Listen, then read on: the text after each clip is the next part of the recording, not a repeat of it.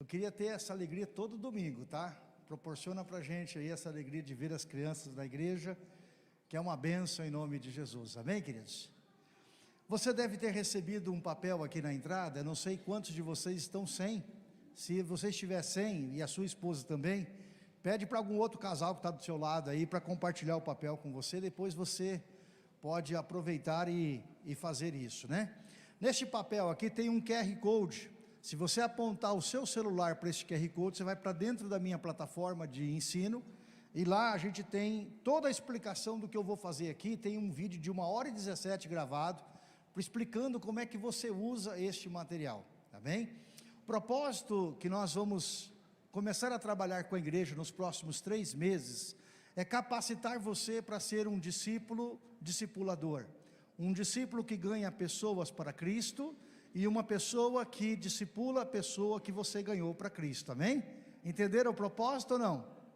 O propósito é que a gente multiplique o rebanho do Senhor neste lugar. Então, o tema da mensagem desta noite, embora está aqui, aprenda a gerar filhos espirituais, essa é apenas uma parte do estudo que eu vou trabalhar hoje com você, é a estrada romana. Então, quantos aqui de vocês já ouviram falar da estrada romana? Nunca? Poucos? Amém. Então, a estrada romana vai ser a estratégia, uma das estratégias que nós vamos trabalhar nesta noite. Semana que vem a gente trabalha outra, e assim a gente vai aprender como é que a gente ganha uma pessoa para Jesus, e a gente vai aprender como discipular essa pessoa e trazê-la depois para o batismo, amém? Eu tenho certeza, convicção no meu coração, que você vai gerar vida para Jesus, e você vai dar muita alegria para o Pai, em nome do Senhor, amém? Vamos orar? Pai, obrigado pela Tua presença, obrigado pelo Teu cuidado com o mover do Senhor sobre as nossas vidas, tudo aquilo que foi preparado, Senhor, desde 2013, e que eu venho usando, Senhor, com as pessoas. Capacita, Pai, para que a gente possa falar disso nesta noite, e isso ser um conceito que entre no coração de cada um deles, ó Pai, e gere vida e vida em abundância, porque é para isso que o Senhor envia a sua palavra.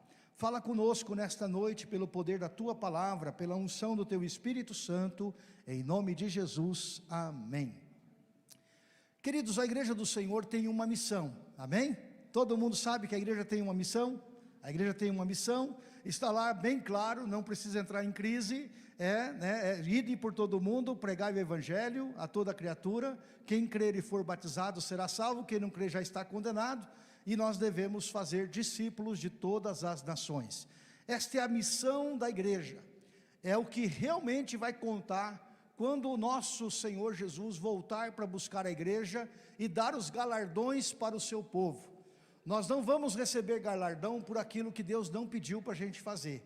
Tudo aquilo que a gente faz é importante, tudo aquilo que nós fazemos tem valor para Deus, mas se no final de tudo isso não resultar em vidas para o Senhor, todo o trabalho foi inútil. O que é o trabalho útil é o trabalho que gera vidas. Por quê? Porque Deus valoriza vidas. Diga, Deus valoriza vidas. Irmãos, Deus não valoriza coisas. Coisas para Deus, Ele dá de acordo com a necessidade, para que nós possamos gerar vidas. Então, nós nunca devemos nos esquecer. Então, o primeiro texto que eu quero que você compreenda, é um primeiro conceito.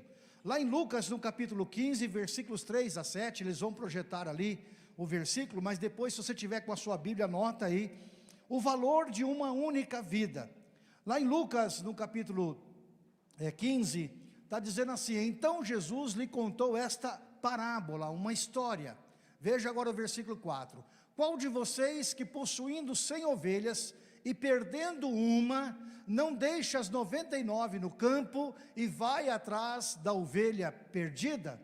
O versículo seguinte, até encontrá-la. O que o Pai está dizendo para nós? Ele está dizendo para nós que Ele, como um Senhor que cria ovelhas, e Ele diz que nós somos ovelha do seu pastoreio, Ele dá muito valor para uma única ovelha. Ele disse que se ele tivesse 100 ovelhas, e uma ovelha se desgarrou daquele rebanho, uma ovelha se perdeu daquele rebanho, ele vai deixar as 99 guardadas no redil, ele vai colocar uma tranca no redil, vai colocar uma barra de madeira no redil, e ele vai voltar até o deserto, e ele vai buscar aquela ovelha até encontrá-la. Deus prioriza as pessoas que estão no rebanho. Deus alimenta, sustenta, abençoa, mas Ele dá muito valor para aquela que está desgarrada do rebanho. Deus quer que todas as ovelhas do seu rebanho estejam no aprisco, e para isso Deus deixa as 99 para buscar uma que se perdeu. A Bíblia fala a respeito desta importância de uma vida. Uma vida vale mais do que o mundo todo. Uma vida é impressionante para Deus, é uma festa no céu, para cada pecador que se arrepende, para cada ovelha que é encontrada e trazida para o aprisco do Senhor. Agora eu quero que você compreenda a nossa necessidade como cristãos de anunciar a palavra de Deus. Provérbios capítulo 24, versículos 11 e 12. E eu quero que você preste atenção nas palavras deste provérbio. Diz assim: liberta ou liberte os que estão sendo levados para, aonde, amados? Para a morte. Quem é que está sendo levado para a morte? Todo pecador nasceu morto, e por estar morto ele está sendo levado para a morte. A primeira morte é a morte física, a segunda morte é a morte espiritual. Ele já nasceu vivo fisicamente, mas ele está sendo levado para a morte espiritual. Por quê? Porque a Bíblia diz que todos nascemos em pecado, ou seja, já nascemos direcionados para a morte. Então ele diz assim: livra, volta para mim lá, livra os que estão sendo levados para a morte. O versículo seguinte: socorra os que caminham trêmulos para a matança. Quem é que está caminhando trêmulo para a matança? As pessoas que estão neste mundo e que ainda não entregaram as suas vidas para Jesus, que ainda não confessam que Jesus Cristo é o Senhor e Salvador da sua vida, elas estão caminhando para a matança. A Bíblia diz ainda no versículo 12: mesmo que você diga, não sabíamos o que estava acontecendo, mesmo que você diga, isso não é problema meu, isso é problema de alguém, isso alguém tem que pregar para essas pessoas, isso não é problema meu, eu não tenho nada com isso, eu não sei do que está acontecendo. Veja o versículo seguinte, a continuidade: perceberia aquele que pesa os corações? Em outras palavras, ele diz, não o saberia aquele que preserva a sua vida? Então, o que esse texto diz? Esse texto diz o seguinte, que nós não podemos olhar para alguém que precisa da palavra de Deus, e nós não podemos dizer, não, alguém que cuide disso, alguém que resolva esse problema, alguém que vá lá e pregue para ele. Porque se Deus colocou um pecador diante de você, para você ministrar a palavra de Deus para ele, esta incumbência passou a ser sua, esta responsabilidade passou a ser sua, e Deus cobrará isso de você. Se você disser, eu não sei, eu não tenho nada com isso, eu não tenho capacidade, eu não tenho isso, não tenho aquilo, por acaso, aquele que sonda os corações não observará? E não retribuirá ele a cada um segundo o seu procedimento? O que Deus está dizendo com isso? Ele está dizendo que no último dia Ele vai te responsabilizar por aquela vida que você não pregou, por aquela pessoa que você não falou do amor de Deus para ela, por aquela pessoa que você passou de longe, você não estendeu as mãos, você não sorriu e você não falou do amor de Deus para aquela pessoa. Talvez aquele dia fosse o dia da salvação daquela pessoa, mas você, de uma forma muito mesquinha, você se encolheu, você não se deixou ser usado pelo Senhor, e por causa disso, talvez essa vida tenha se perdido. Talvez aquela vida tenha saído daquele momento, entrado num cruzamento na rua, vindo um carro, ter tido um acidente e aquela pessoa morrido. E ela morreu minutos antes, ela teve a oportunidade de ouvir sobre Jesus, e ela não ouviu, porque você não falou. Então a Bíblia diz, voltando ali o versículo 12, 13, por acaso, ou porventura, aquele que sonda o coração, não conhece o teu coração e não te retribuirá? O que você quer receber de retribuição do Senhor? Você quer ouvir servo bom e fiel, entra para o gozo do seu Senhor? Ou você quer ouvir servo infiel, que não foi capaz de falar da minha palavra, que não foi capaz de ministrar ao coração de outra pessoa, que não foi capaz de mudar o destino daquela pessoa? Eu creio que todos nós queremos ouvir servo bom e fiel, amém, queridos? Glória a Deus. Agora temos uma responsabilidade. Veja Ezequiel capítulo 3, versículos 18 a 21. Esta é uma grande responsabilidade diante de Deus. Olha o que diz a palavra do Senhor. Quando eu Deus, disser a um ímpio, quem é o ímpio, irmãos? Quem é o ímpio? é aquele que ainda não vive debaixo do senhorio de Cristo. Quando eu disser a um ímpio que ele vai morrer, e a gente sabe que o ímpio vai morrer, sim ou não? O ímpio vai morrer. Pastor, mas nós também não vamos morrer? Não, nós não vamos morrer porque nós já passamos da morte para a vida. Por isso a gente não morre mais, amém, queridos? A gente vai ter apenas a experiência da primeira morte, mas a segunda morte nós estamos livres dela, porque Jesus Cristo é Senhor das nossas vidas, aleluias. Então quando eu disser a um ímpio que ele vai morrer, e aí coloca a palavra, e eu, diga assim, eu, não o advertir, veja, nem lhe falar, para dissuadi-lo dos seus maus caminhos, e salvar a vida dele, aquele ímpio morrerá por sua iniquidade. Para mim, porém, você será responsável pela morte dele. Você pode dizer misericórdia? Deus está dizendo para mim, para você, que se eu pedir, se ele colocar um ímpio na minha frente, se ele colocar alguém que precisa ouvir a palavra do Senhor, e eu não falar da palavra do Senhor para aquela pessoa, e ela vier a morrer, Deus está dizendo para mim, que eu serei responsável pela morte dela. Que o Senhor livre a mim, livre a você, de ser responsável pela morte de uma pessoa. Já parou para pensar como é que é sério isso? Você talvez na última hora, agora você compreende por que quando Jesus fechou-se as bodas, fechou-se a porta, as pessoas chegaram lá nas bodas e disseram assim, Jesus, abre a porta, nós também pregamos, nós profetizamos, nós curamos os enfermos, fizemos isso, fizemos aquilo, e Jesus diz, mas eu nunca vos conheci, porque o que conta para Deus não é o que nós fazemos aqui, o que conta para Deus é o que nós fazemos em obediência à missão que Ele nos deu. A missão que Ele nos deu não é cantar, não é pregar, não é igreja, não é fazer isso, fazer aquilo. A missão que o Senhor nos deu é uma missão de ganhar vidas que estão sendo destinadas para a morte. De transformar, de ser o canal de bênção, de transformação de vidas. Esta é a missão, é isso que vai ser cobrado de nós. Alguém aqui já passou por aquelas avaliações que o chefe faz com vocês na empresa? Aí você fala, não, mas eu chego aqui todo dia meia hora mais cedo. Eu saio 2 horas depois que todo mundo. Aí o chefe fala para você, pois é, que bom isso que você faz. Só que você não bate a meta de vendas. Só que você não ganha cliente. Só que você não isso, não faz aquilo.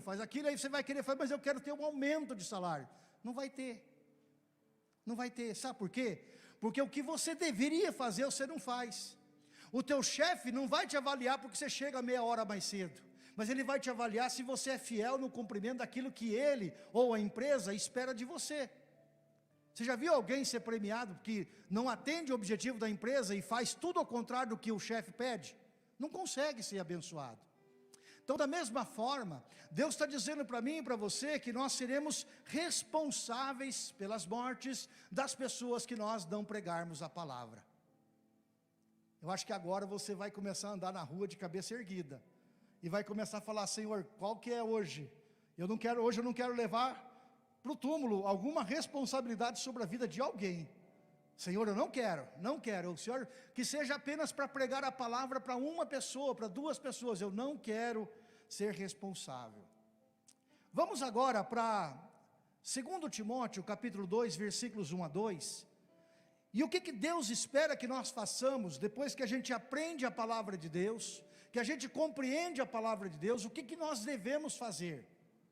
Então observa lá 2 Timóteo 2, versículos 1 e 2, Paulo está dizendo para Timóteo, portanto, você meu filho, fortifique-se na graça que há em Cristo Jesus, e as palavras que de mim ouviu dizer, na presença de muitas testemunhas, confia a homens fiéis, que sejam também capazes de ensinar a outros.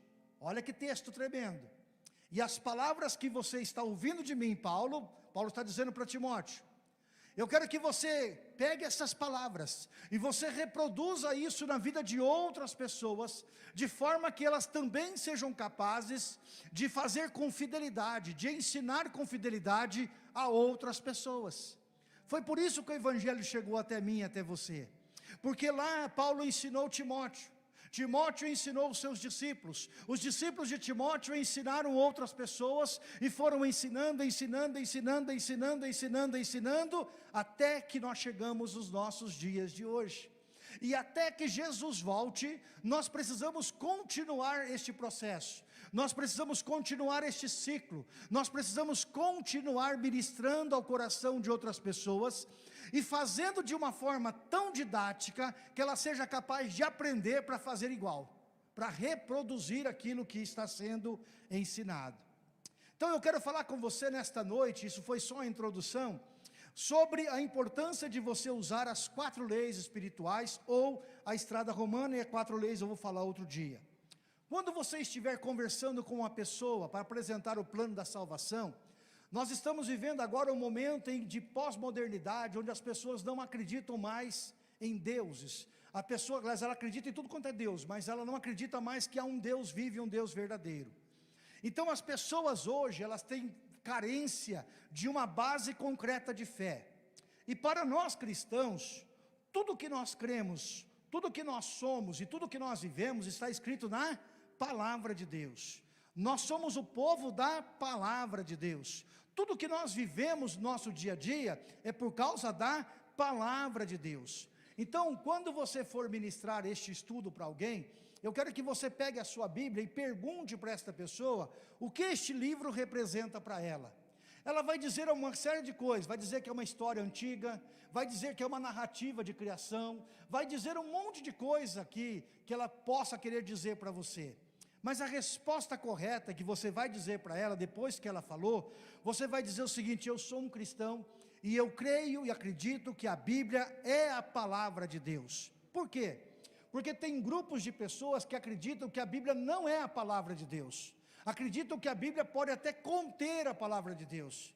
Mas isso não é verdade, a Bíblia é a palavra de Deus. Ou seja, tudo que Deus permitiu que fosse escrito aqui, embora muitos conceitos não tenham a ver com Deus, são conceitos humanos, mas foram colocados e permitidos que fossem escritos por Deus, para a edificação do povo de Deus. Então a Bíblia, ela é a palavra de Deus, amém? Então você vai trazer para a pessoa a credibilidade, não para você, não para a igreja, não para a denominação, você vai trazer a credibilidade do que você vai falar para a Bíblia, para a palavra. Por quê? Porque a gente vai entender 2 conceitos importantes aí. Abre lá em Jeremias 17:5, esse é um versículo que você tem que decorar. Jeremias 17:5 diz o quê? Assim diz o Senhor: maldito é o homem que confia nos homens, e que faz da humanidade mortal, ou seja, do seu braço, a sua força, mas cujo coração se afasta do Senhor. Então uma pessoa se torna maldita diante de Deus, quando ela se aparta do Senhor, e quando ela confia na sua própria força, na sua própria carne. Então você vai dizer para a pessoa, que tudo aquilo que você vai falar para ela, você não quer que ela acredite em você, mas você quer que ela acredite na palavra de Deus. Por quê? Porque nós como homens, nós somos falhos, sim ou não? Sim, nós somos falhos. Quantas vezes a gente disse para a esposa que a gente ia chegar em casa na hora do almoço e não conseguiu cumprir? Quantas vezes você disse que ia fazer tal coisa e não conseguiu cumprir? Nós somos falhos.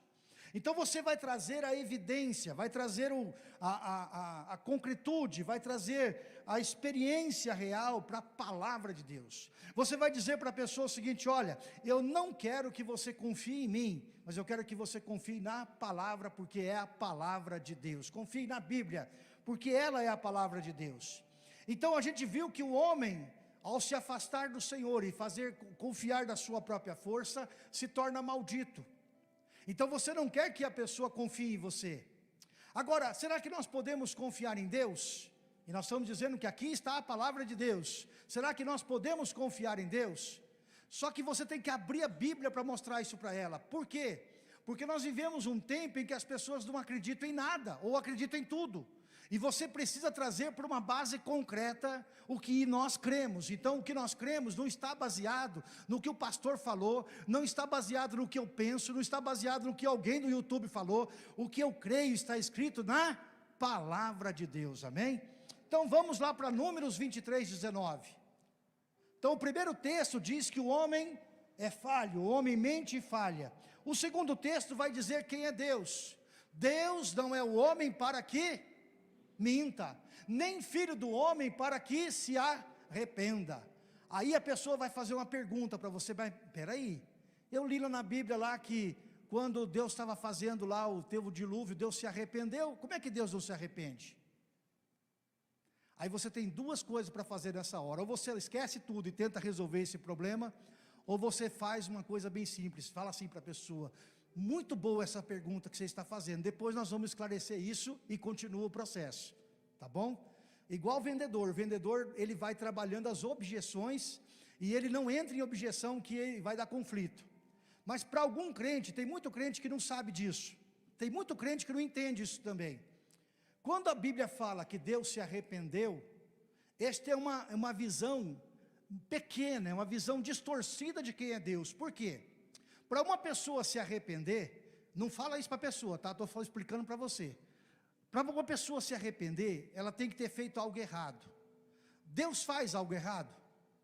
Não. Então Deus não tem do que se arrepender.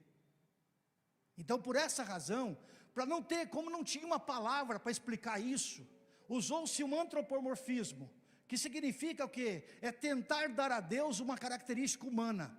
É você reduzir a grandeza da deidade de Deus à pequenez do homem. Então, para entender esse conceito, né, se usou essa palavra chamada arrependimento ou arrepender-se. Mas na verdade Deus não se arrepende. Amém, queridos? Ele não tem do que se arrepender. Deus não faz uma coisa na tentativa para ver como é que vai acontecer, para ver como é que vai dar certo. Não, tudo que ele faz bem feito. E ele faz bem feito da primeira vez. Então ele não se arrepende. Mas como não tem como explicar isso na Bíblia, os humanos que escreveram a Bíblia usaram esse texto, usaram esta palavra, e por causa disso talvez alguém entre em conflito. Amém? Está explicado isso? Então Deus não se arrepende porque Ele não erra. Então Deus não mente nem se arrepende. Acaso Ele deixa de agir? Ele fala e deixa de agir? Acaso Ele promete e deixa de cumprir?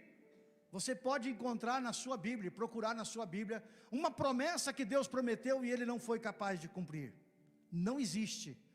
Toda promessa que Deus fez e que Deus faz, Ele não promete para ver se Ele pode. Ele promete porque Ele consegue, porque Ele está confiando na sua própria palavra. Então esse texto é muito interessante e nós precisamos aprender ele. Mais uma vez, põe para mim lá. Deus não é o quê? Deus não é o homem para que minta, nem filho do homem para que se arrependa. Acaso Ele fala e deixa de agir? Acaso Ele promete e deixa de cumprir? Então quando você cita esses dois versículos para a pessoa, você está dizendo imediatamente para ela que Deus é alguém confiável. E que a palavra de Deus é o que nós temos de mais concreto de Deus. Por quê? Porque a nossa base de fé tem que ser racional. As pessoas vão dizer para você: ah, mas esse negócio de crente, os crentes são irracionais, eles acreditam num monte de crendice. Não, nós não acreditamos em crendice, nós acreditamos na palavra de Deus. É diferente. Nós não acreditamos no que os outros acham, nós acreditamos no que Deus falou. Amém, queridos? É essa base que você tem que trazer. A pessoa pode discordar de você o quanto ela quiser, mas o problema agora dela não é com você, o problema dela é com a palavra de Deus. Então você tira o foco de você que está falando e joga o foco da autoridade na palavra de Deus. Quando você joga o foco do que você está falando na autoridade da palavra de Deus, a palavra começa a agir no coração da pessoa. Eu não sei se você sabe, aqui é só um parênteses, grande parte das igrejas plantadas no mundo, pelo menos no tempo passado, elas foram plantadas antes dos missionários chegarem. Quando o texto bíblico chegava na mão das pessoas, e as pessoas abriam o texto bíblico e começavam a ler, o Espírito Santo já começava a operar no coração delas e elas eram convertidas. Essa conversão é uma ação que só o Espírito Santo de Deus pode fazer. Nós não conseguimos fazer. Ah, pastor, então se eu não consigo, por que eu tenho que fazer? Porque Deus deu essa ordem para a gente, só por isso. Entendeu? Então você só tem que abrir a boca e começar a falar, mas não é falar qualquer coisa, é falar a palavra de Deus. Qualquer coisa que você fala atrapalha, mas se você falar a palavra de Deus certinho, a palavra de Deus vai produzir o efeito. Por quê? Porque a palavra de Deus sempre produz efeito, ela nunca volta vazia. Sabe o que vai acontecer para quando você falar essas verdades para uma pessoa? Imediatamente você está dizendo para ela o seguinte, não fala isso para ela não, pelo amor de Deus. Mas imediatamente você está dizendo para ela o seguinte, a minha parte eu fiz, a responsabilidade agora em diante é tua, se vire. Se você for para o inferno, a culpa é tua, não é mais minha. Você está se desincumbindo de um problema, porque você expôs a palavra de Deus para aquela pessoa. E se ela abrir o coração, é obra de Deus. Se ela fechar o coração, não é responsabilidade sua mais. Muitas pessoas vão fechar o coração. Mas a questão aqui não é ela fechar o coração, é você não ser culpado de ela não ter recebido a palavra de Deus. É diferente, entendeu? Deus vai te cobrar não é pelo resultado que a pessoa se converteu ou não. Deus vai te cobrar porque você falou ou deixou de falar. Então nós, cristãos, nós temos um imperativo, é uma ordem, né? Jesus disse, ide por todo o mundo, pregue o evangelho a toda criatura. Quem crer e for batizado será salvo, mas quem não crer já está condenado. Isso é um imperativo. Jesus não está aqui dizendo assim, olha, se você puder, se sobrar 10 minutos do seu tempo, faça isso. Não, isso é um objetivo claro para todos nós. Então vamos entrar na estrada romana. Abra lá então a Bíblia em Romanos 3:10. Porque às vezes a gente está desprovido de papel, está desprovido de um monte de coisa, a gente não lembra nada. Então como é que você usa a estrada romana? Você abre a Bíblia em Romanos 3:10 e você vai expor o plano de salvação para a vida da pessoa. O que é o plano de salvação? É tudo que a pessoa precisa ouvir para ser salva. É o que ela precisa ouvir para ser salva.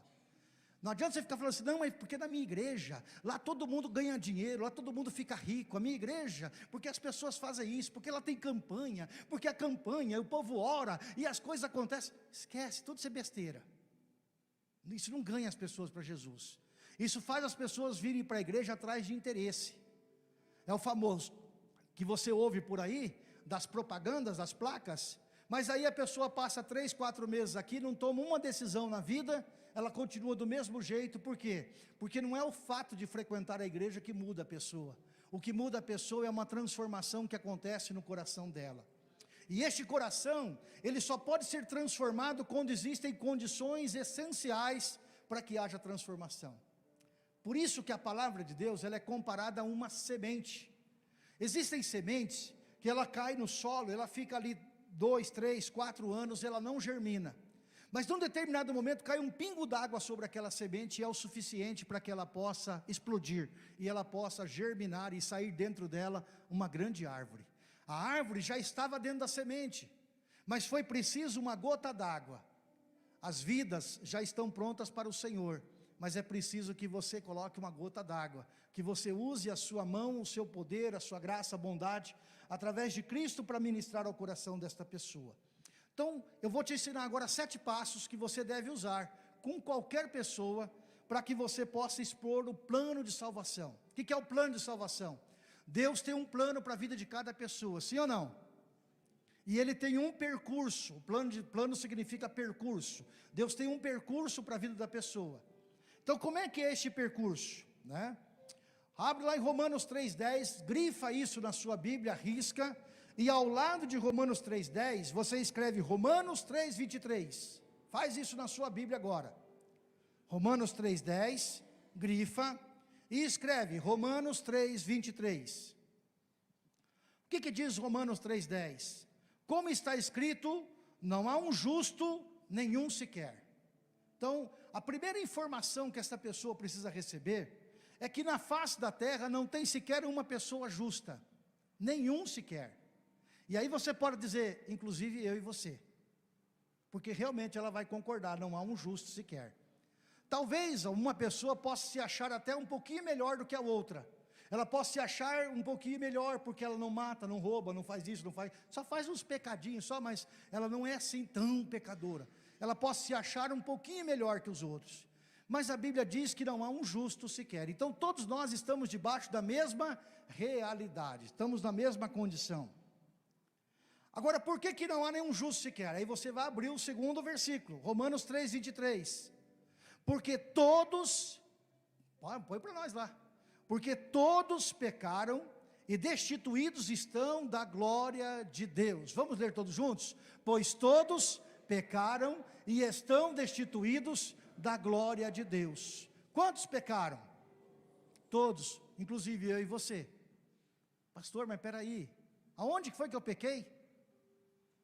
Eu não fiz nada errado, eu nunca matei nenhum pardal, eu nunca matei nenhum gatinhos, eu nunca fiz isso, eu nunca fiz aquilo, não é verdade? Como é que eu sou pecador? Como é que eu pequei? A pessoa não consegue entender isso. Mas a Bíblia diz que todos pecaram. A palavra pecado significa o que, irmãos? O que significa a palavra pecado? Errar o alvo. Pecar não significa fazer isso, fazer aquilo, fazer mais isso e mais aquilo. Pecado é errar o alvo. Toda vez que nós erramos o propósito de Deus em nossa vida, nós já estamos em pecado. O que nós fazemos depois disso são consequências do pecado. Mas errar o alvo é quando nós tiramos o nosso coração da presença de Deus. Então todos pecaram e destituídos estão da glória de Deus. A pessoa também não vai entender o que é essa tal de glória. Quem que é essa glória, meu Deus do céu? Será que é a minha vizinha? Não. Glória significa tudo que Deus é e tudo que Deus tem. Então, numa linguagem do português mais claro, significa o seguinte: todos nós pecamos e perdemos a oportunidade de ter tudo aquilo que Deus é e tudo aquilo que Deus tem. Certo? Vamos para o versículo seguinte agora, Romanos 5:12. Agora vai explicar por que todos nós pecamos. Olha lá, porque, portanto, como por um homem entrou o pecado no mundo, e pelo pecado a morte, assim também a morte passou a todos os homens, por isso todos pecaram.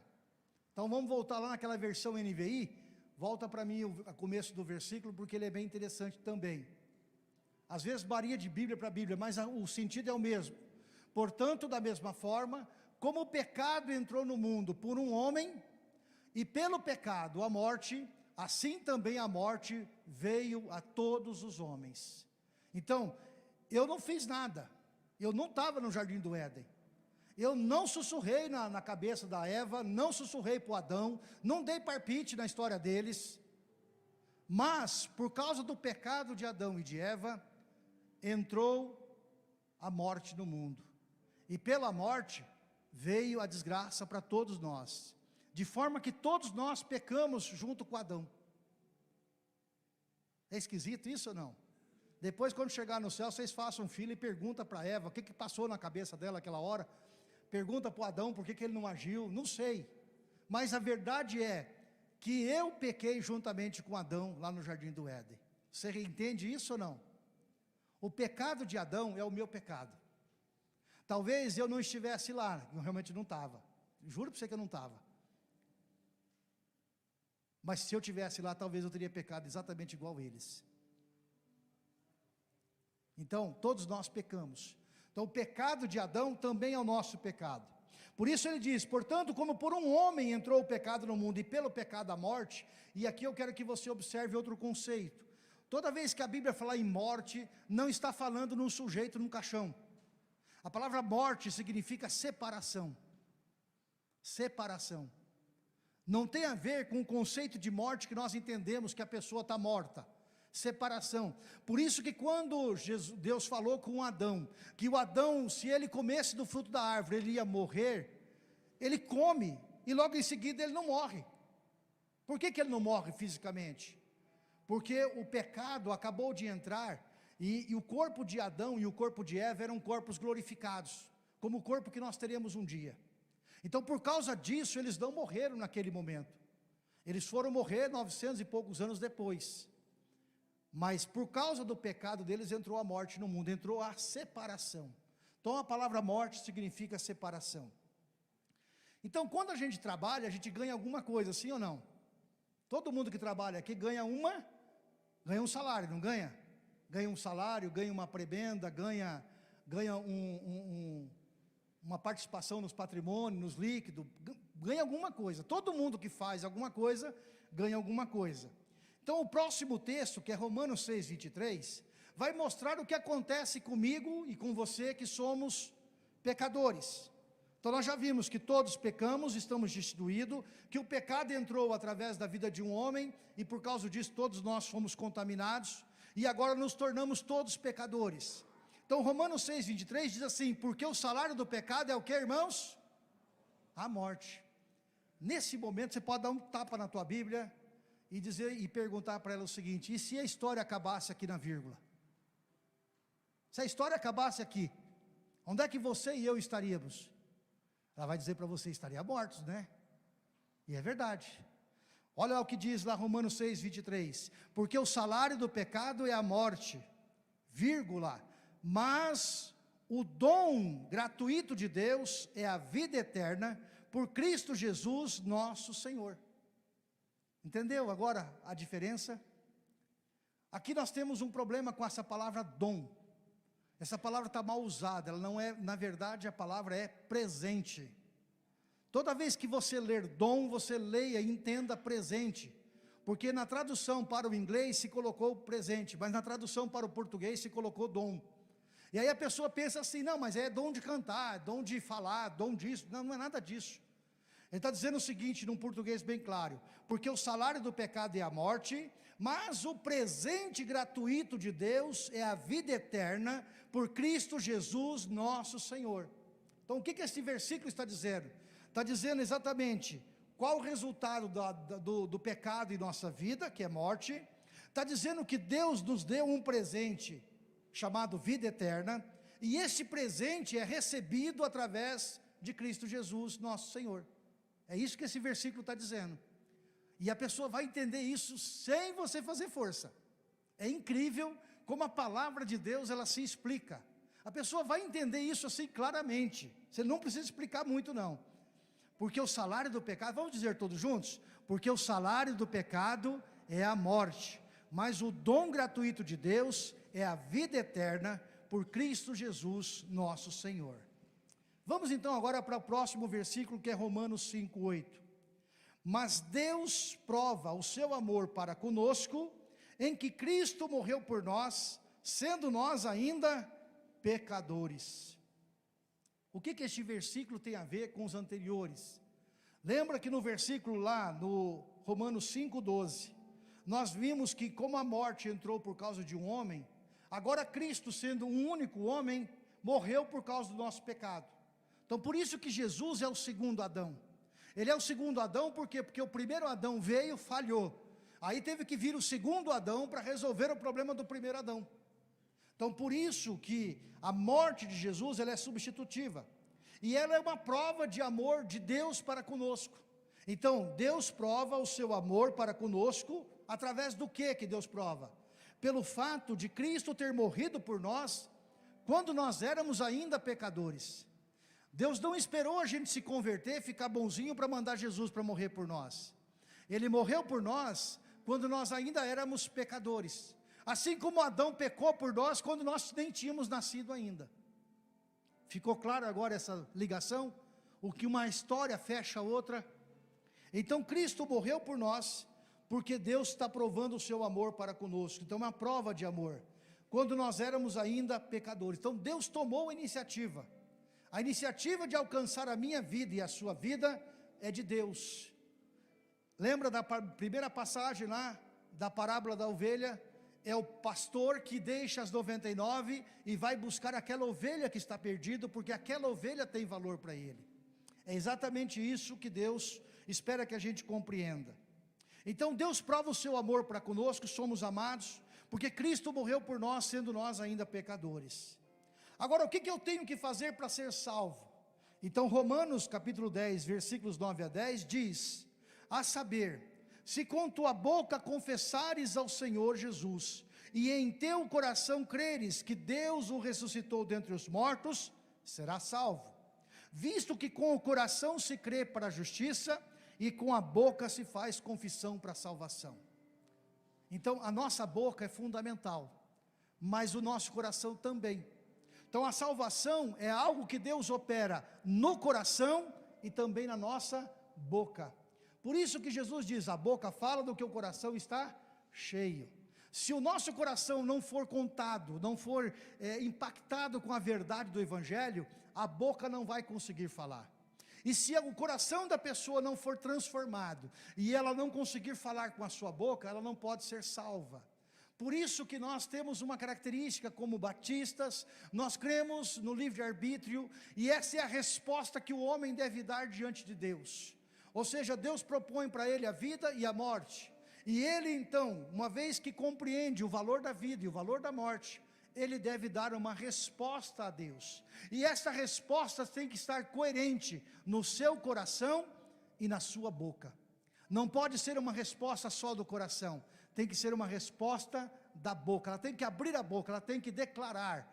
Aliás, a palavra concordar, confessar aqui no grego é homologel. Homologel significa concordância com algo, concordar com.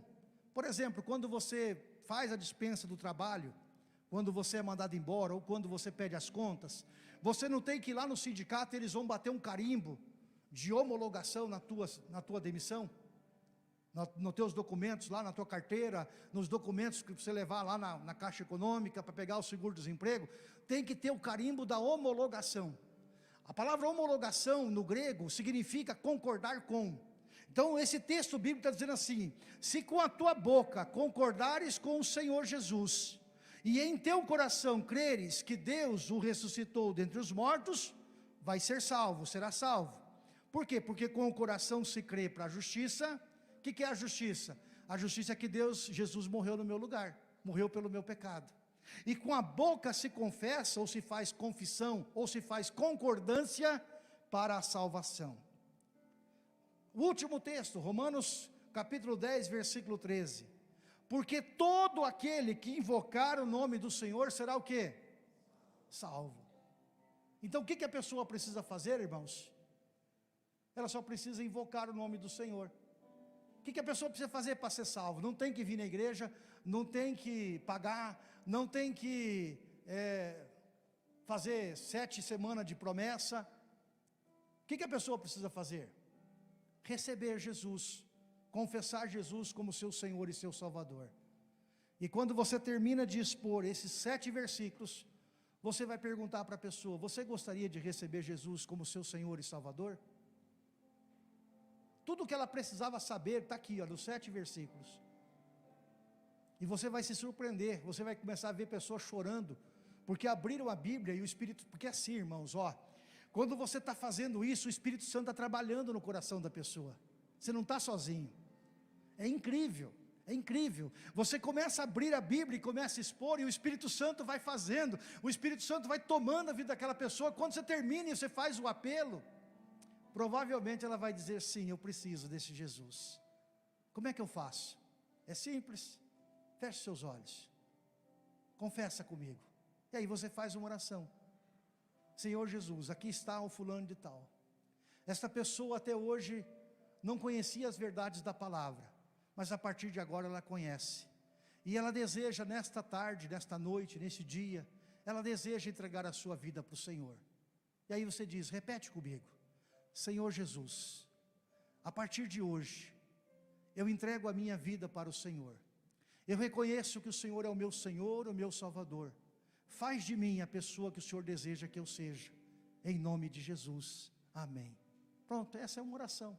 Você pode fazer outra oração, a oração não é o mais importante aqui, o mais importante aqui é a pessoa abrir a boca dela e declarar que Jesus é Senhor da vida dela.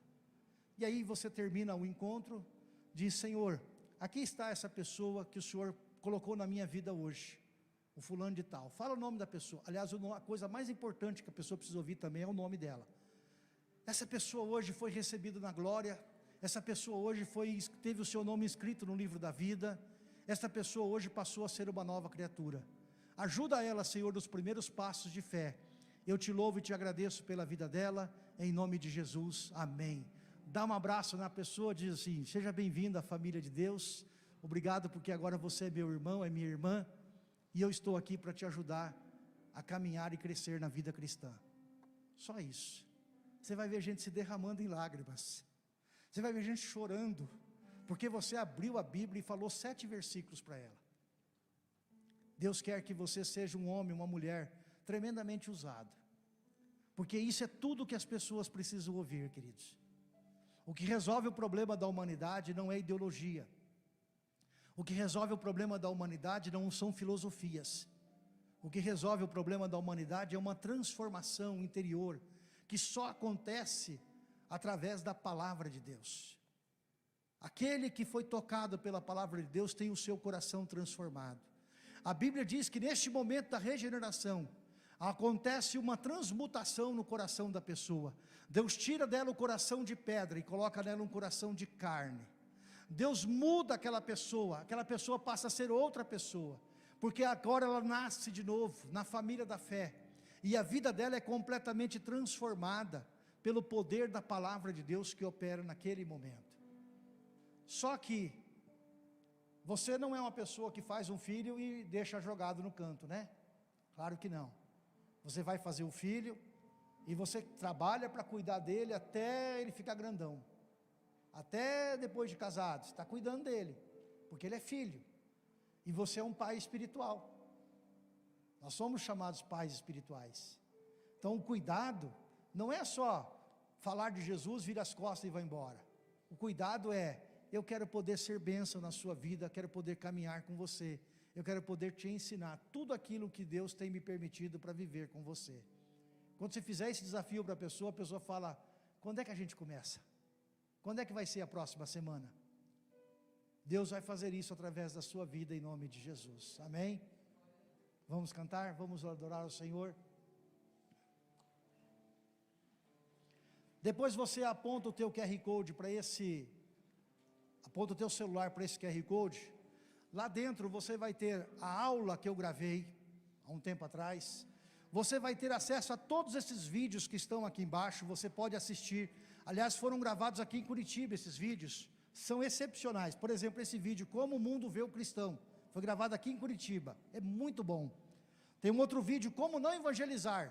Se você quer tomar cuidado para não falar besteira na hora de evangelizar, assiste esse vídeo aqui, Como Não Evangelizar.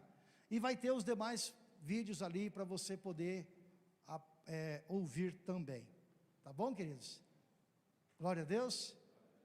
Consegui passar para você? Deixei você apaixonado por vidas ou não? Deixa eu contar o último segredo para você. Se você fizer isso, que eu estou te pedindo, que a palavra está te pedindo, por desencargo de consciência e por obediência, Deus ainda assim vai agir, porque é a palavra dele que você vai ministrar. Lembra que Jonas contrariou a palavra de Deus, mas foi lá em Nínive e pregou. E quando Jonas começou a pregar, quando Jonas pregou, o que aconteceu com aquela cidade? Se converteu. Mesmo que Jonas não tinha amor nenhum por aquelas pessoas, Jonas não orou para elas serem convertidas, Jonas não pagou o preço em oração, Jonas não fez nada disso. Ele simplesmente foi lá e falou com uma má vontade tremenda, mas era a palavra de Deus. E porque era a palavra de Deus, a Bíblia diz que toda aquela cidade se prostrou diante de Deus em 3 dias em jejum, e toda aquela cidade foi convertida. Agora imagina se Jonas tivesse falado com amor. Então o que você vai fazer? Você vai pegar uma pessoa, você vai pedir para Deus colocar uma pessoa na sua vida, essa semana ou a semana que vem, e você vai começar a orar por esta pessoa. Você vai orar segunda, terça, quarta, quinta. Talvez você não tenha muito conforto, talvez não seja muito fácil para você falar de Jesus para esta pessoa. Não tem problema, ore com ela, ore por ela. Antes de você conversar com ela, já esteja orando, esteja gerando no seu coração amor pela vida desta pessoa, porque é diferente. Quando você fala com amor, os teus olhos brilham. Se você falar por obediência, a palavra vai acontecer, mas não vai ser da mesma forma. Mas se você falar com amor, vai ser algo tremendo, e aquela pessoa vai entregar a vida para o Senhor de uma facilidade, de um amor tremendo, de uma graça tremenda, em nome de Jesus, amém?